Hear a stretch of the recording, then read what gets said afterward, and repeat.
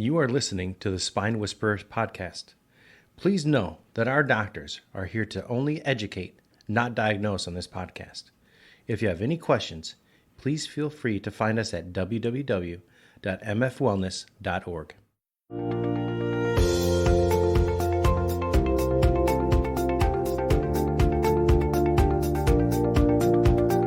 How's it going? Dr. Matt, Dr. Josh, Dr. Brad is here. Yep.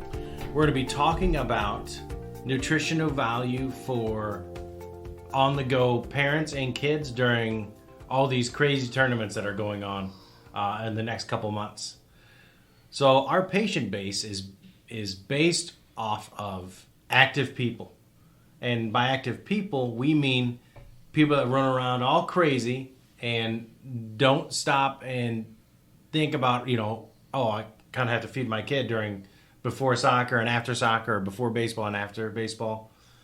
Keeping people hydrated and well fed, that is the goal, and that's kind of what we're going to be talking about on today's podcast. And then we'll be going into the handy dandy kit that you can have.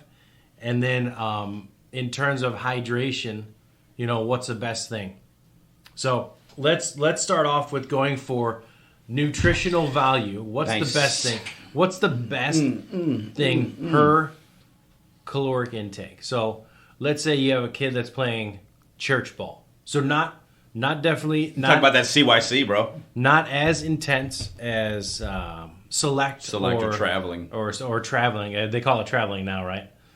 Depends on the sport. We call it select. Yeah. Select softball, we call it. So Nice. For nutritional value, what do we want to feed our kids? The rules haven't changed that much on this one. It's like pasta, long grain stuff the night before, your super complex carbohydrates, and then on your way to the game, if they're hungry, probably best bet is either apples and oranges, bananas, or unsalted nuts, man. Okay, so what if they not a lot, when I'm puking. What if they have more than one game? Then you go ahead, Yeah, Brad. I was going to say, we deal with this all the time with softball tournaments, especially Right. when we're out of town. And every complex has a pavilion that sells Do they really? hot dogs and, Yeah. the Get you nachos. that salty and dog. so we always got to make sure that Yeah, we're you gotta prepared. bring a bag, man. Yeah, so cooler. We have a cooler. Nice. We'll have fruits and other things that need to stay, yogurt that need to stay cold. We'll bring a cooler. If the park doesn't allow it, we hide it.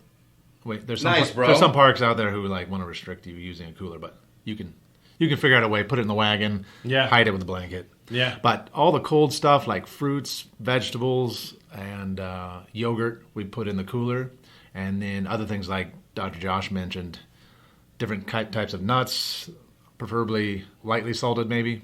On really, really hot days, we also bring along, they have these packets now of a pickle, You're right. Yeah, we talked about this. This is this was part of the way back. We did that. Yeah, about a year ago. I think least, is what I was yeah. looking at. But it's yeah. pickle juice. Yeah, exactly. Yeah, and some parks actually sell that as well Yeah. if it's really hot. But that's what we do is we just make sure there's sometimes where we're 3 or 4 games in a day, so you kind of have to really plan out when you're going to eat.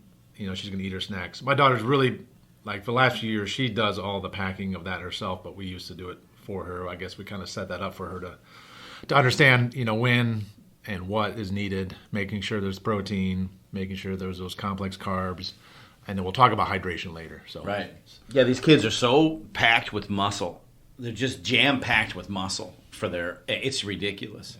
And getting them to eat the calories. With James, he ran the 4x8, the 800, and the 1600.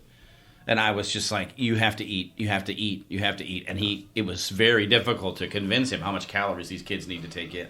Yeah. It's if different they don't for understand them. what's going on. It's different for them. It's like, oh my God, they're not used to They're eating like, that much. They're like, wait. they're never, right? Yeah. Right? We were talking about it just this morning, the making sure, eating, Dr. Maurer gets to a tournament weekend, man, he's just doing the best he can to get calories into his kid.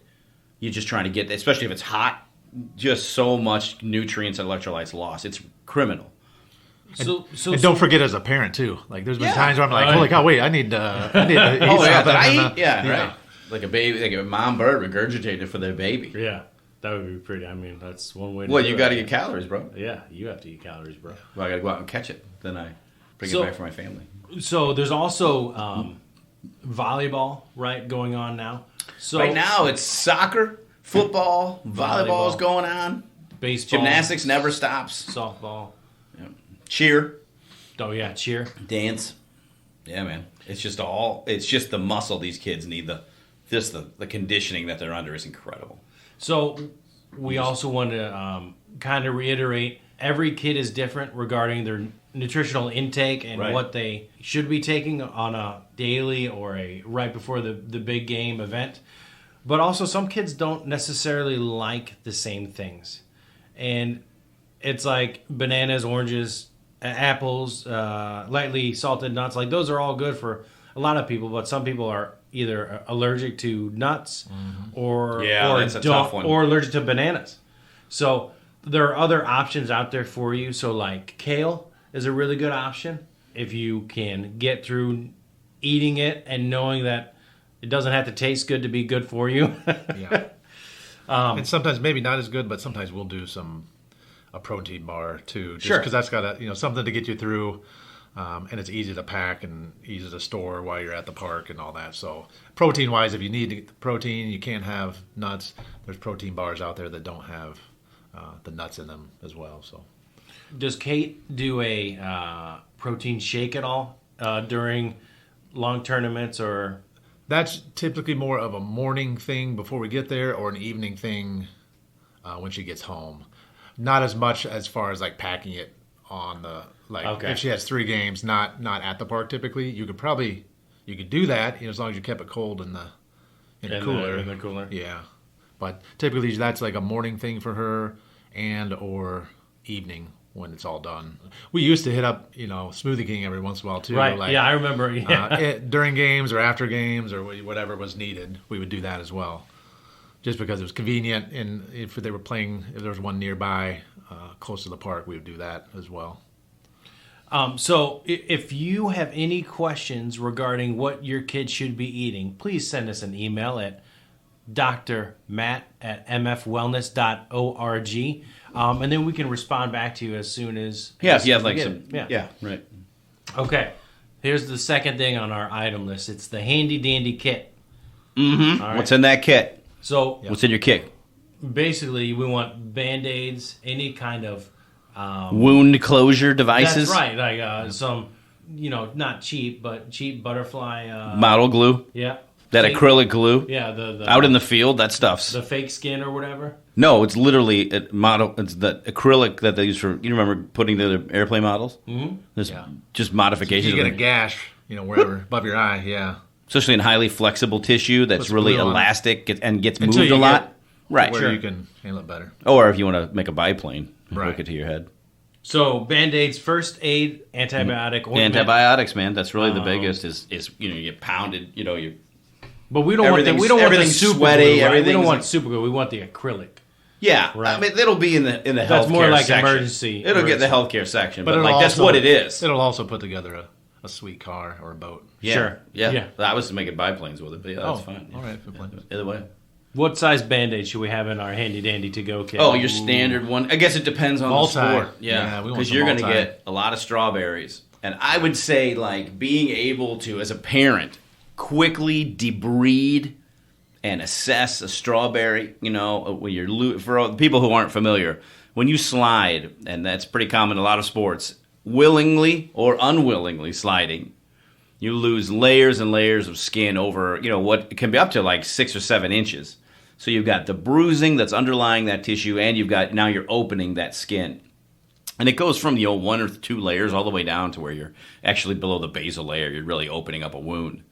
And being able to treat that, get that clean, get that sterile, and then get a bandage on it, an airy bandage is, one of our biggest jobs as a parent. And get that spot immobilized as best you can. But So, yeah, I think regular size, and then like one of those Yeah. bigger square, looks like or a rectangle size. loose leaf paper. You know what I mean? Maybe some gauze too. You can't have enough gauze and that adhesive tape. I live on hydrogen that stuff. peroxide. Oh That my god! brown yeah. bottle of love. In case they're being bad. Able to Yeah. cry. Yeah, in case they're being bad. But we've done this in the past for the softball team. We had one mom who was in charge of the first aid bucket, we called it. Oh, So it was okay. like a Home Depot You got bucket. a 5-gallon bucket? Yeah, those buckets are Home awesome. Depot bucket.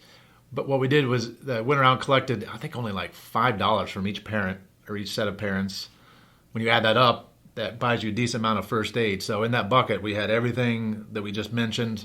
Also, Aleve, Advil, maybe all three, Tylenol, Aleve, Advil, all the different Right. kinds. Some people can handle different ones. Just to kind of get, every once in a while, headaches, whatever might be going on before a game or certain time of injury. But we had that bucket, and so each game, she would bring along that bucket in her a little wagon. And so girls always knew if something came up, like he said, they slid into a base, broke something open, they knew right where to go, head over to the first aid kit, get whatever they needed. I think BioFreeze as well was another thing we had for muscle type issues prior to the game. What kind of arrangements did you guys make if that person wasn't gonna be there? I mean that. Yeah, I had to pass it on. Yeah. Yeah, kind of had to be some foresight. Like, okay, The parlay she wasn't there, going so to you be get there. together? Like, hey, Okay. can you take the bucket until next? Till Gotcha. I'm back the next game. Or it could be to where just the coach keeps it as well, Right. and they're typically going to always be there. But in this case, it was trying to help out the coach because he has so many other things to think about. That this mom was like, well, I'll handle the first aid bucket and bring it Nice. to every game. And During school ball and during church ball and all this other stuff, will there be crossovers with select ball that they will have to have different first aid kits? Like for one team, it's this person taking care of it, and during select time, will those two overlap at all? You have one guy carrying 2 buckets. for high school, Right. there's an athletic trainer Okay. at the school. And that's any school you go to, there's always one readily available. So typically for high school ball, that's how it works. Something happens, they might be at the school, but somebody will have to run up to the school. He'll come out on the cart and assess what's going on. So for us, other than maybe a parent maybe having a Band-Aid in their Right. in their possession, in their purse, whatever it might be, otherwise the athletic trainer takes care of it with the high school. When you kind of have 3 or 4 kids going through tournaments during the weekend, how do you make sure that you get everybody with the proper amount of resources available to them if you're being pulled in 4 different ways? I mean, that's You have really more than difficult. one. Each kid would get their own bucket. It would. I mean, it would have to be. You like got that. 3 kids. There's 3 different buckets in the back of your car, just in case. Yeah. One goes there, one goes there, one goes there. That's it. We get 3 buckets. And then if you have Or 2 if there's cars, the and who team, knows if there's where the who's- team bucket like we Yeah, did, or a team bucket. then you don't have to worry as much. You could handle one of the team's buckets and let another parent from another team handle their team's bucket. Yeah. Nice. And there have been times where maybe we didn't have the bucket around, and then scrambling for ice. Usually the concession stands, they'll give you a bag of ice if that's needed. Oh, that's Some type nice. of injury happens, they'll you just run up to the concession stand to get a bag of ice. If there's blood emanating, then It's time to go. You might be able to. It's time to go. luck. If you Yeah, don't have make your sure. bucket. If this podcast interests you, we recorded one last season on triage, and it was a real popular one. Make sure you go check that out. I have to find out what episode that is. We talked about heat stroke, heat exhaustion. Just keep an eye on these kids. Because coaches are amazing, and to be a coach in this day and age, I don't know how they do it. Because holy cow, the pressure. But we as parents, we need to be able to assess and evaluate this on-field stuff. So make sure you give that podcast a listen. Which brings us to Hydration. hydration. You got to hydrate. So there's different levels of hydration, and you want to be absolutely responsible for yourself. Mm-hmm. Right? You should be drinking enough water to where you're replacing your electrolytes and hydrating enough to where you don't feel that your mouth is dry or that you're overheated. Right? So we have the normal thermos that you kind of keep around, and then we have a little bit bigger thermos, which is the bucket, right? Little bucket handle, open and close with the spigot. Oh, yeah. And then the even bigger one, which is the 5-gallon one, which is more like a team. Oh, yeah. Yeah. Team water cooler. The Gatorade. Yeah. But you have water in it, but it says Yeah. Gatorade on the side. Yeah. The Igloo or Gatorade or whatever. So if you have 3 or 4 children that are going and playing all day, my advice is to get that 5-gallon Igloo, fill it up with water, put some ice in it, but you don't necessarily. It doesn't necessarily have to be ice cold. You want water that's clean. You want water. Yeah, you don't want to that- be shocking them. Yeah. Because what it's used for, like, yeah, you want to bring down that core temperature, absolutely. But the larger issue is your body will bring down its own temperature, by using that water to migrate across the skin layer later. So you want that integrated as fast as possible without, expending too much energy. Like, you just don't want it, icy death, freezing cold. Right. It's counterproductive after a certain point. So cool water, no problem. A couple ice cubes in it, sure, man. But you take a 44-ounce plastic cup, fill that thing with water, or one of these space-age thermoses, fill that full of water, and then get a kid who's super hot to drink that. Their teeth will fly out of their mouth. Yeah. You have to modulate that somehow. There's also you can get a pull-behind wagon Heck yeah. and put that, because once you fill up That's what that those are cooler for. with water, it gets a little bit heavy. So putting that on something to pull behind, Get a cool radio flyer wagon with Yeah. oversized wheels. it's the perfect fit. That's what we do. The fold up. You can Yeah. buy those fold up wagons. Mm-hmm. When you're done, fold it up, put it in the trunk. And that could also be where you put your handy dandy bag. Yeah. Everything goes in the trunk, bro. Everything. No goes- junk. Only important stuff in the trunk. And I would say, as a parent too, try to keep an eye on that water intake. Even if you have a child who knows they need to drink the water, they get caught up in the game. Next thing you know, you go over, you happen to pick up their water bottle, It's full. and it's pretty much full. You're Yeah. like, hey, what are we doing? So Yeah. sometimes you got to remind them that, hey, Yeah. I know it's the game is intense and you're thinking about that, but make sure you're Yeah, you're out. drinking the water. You get, especially in the areas here in the Midwest, we're blessed with this super high humidity sometimes, and it's gallons of water that they need to be taken in. Gallons. That's the only time really. We talk about Gatorade and the electrolytes and when to use them. And typically, the research really demonstrates that your marathon runners, your long distance guys will really benefit once they're out into the last 3/4 of their races with what they call the salt bolus. These high salt for water retention. But other than that, water's going to get the job done. Now, you got a kid, it's been going. This is the third game of the day. It's been 100 degrees. You need electrolytes in there. So Gatorade and all these other sports drinks, they work great. You just really don't want to get something ultra sugary. They don't need to be trying to process simple sugars while they're playing. Regular electrolytes, nothing else added, that's perfectly fine. But really, first couple games in, you just want that water just pouring into them because they'll be sweating that out. Okay. So, anyone else have anything else to add regarding on the go or to go? No, I'm just a huge fan of all of us driving around with our cars like they're just Swiss Army knives. You know what I mean? Someday one of our patients is going to pull up, God forbid there be a motor vehicle accident or something else going on, and bam, here comes that bucket. And they're like, you're so helpful. Like Midwest Family Wellness. Dr. Josh, do you have a name for your bucket that you carry around? I have it's called the Attack Bucket. The Attack Bucket. That's right. I was. Where's the Attack Bucket? Yeah, where's my Attack Bucket? Yeah, it's not aptly named, but people know what I'm talking about. Like, get the Attack Bucket. So. Yeah. It My father-in-law uses a fishing tackle Hell yeah. box. So it flips Perfect. up. He'll have everything Bam, bam, bam, first bam, aid bam. related in a Okay. fishing tackle. That's wonderful. fantastic. It just has a handle on it. Sure. It's not huge, Right. but yeah. Right. That's awesome. Yeah, that or a backpack. Yeah. You get those backpacks that are really not just you zip it open, but then it leaves through just like a tackle box does. It's medic backpacks. They're wonderful. You put everything in there. Good storage, nice and light. Plus cool colors.